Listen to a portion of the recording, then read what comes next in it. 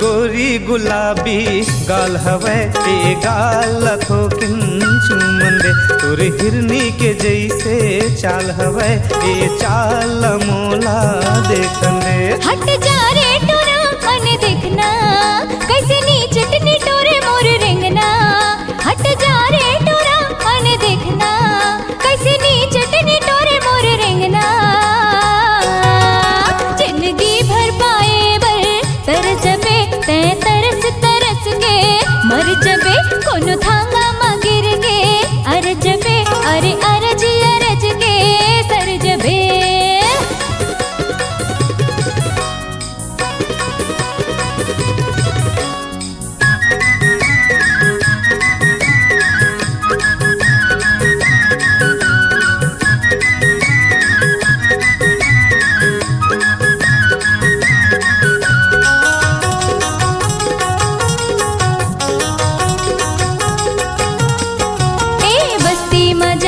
पंचायतीला करवा हो बड़े भैया ला मैं हापन बता हो। हाँ बस्ती में जाके पंचायतीला करवा हो बड़े भैया ला मैं हापन बता हो। नहीं मान बेटा मैं थाना में जा हो थाना में जाके रिपोर्ट ला लिखा हो।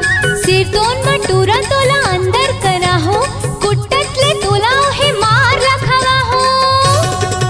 तोर गोरी गुलाबी गाल हवे ए गाल थोकिन चुमन दे। तोर हिरनी के जैसे चाल हवे ए चाल मोला देखन दे वो।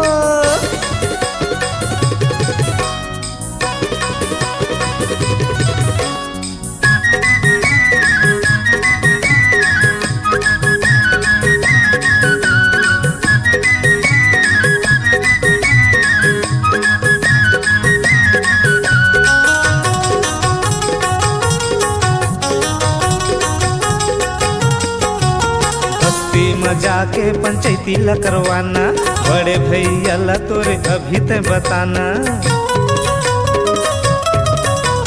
बस्ती में जाके पंचायती ला करवाना बड़े भैया ला तोरे अभी ते बताना। नहीं मानो गोरी पड़े थाना भले जाना थाना में जाके रिपोर्ट ला लिखाना। सिर तो मतोला उड़रिया है भगाना चाहे कहीं करे वो बैरिए जमाना। जिंदगी भर पाए बर तरस जबे तै तरस तरस के मर जबे कोनो थांगा मा गिर गे। अर जबे अरे अरज अरज के सर जबे।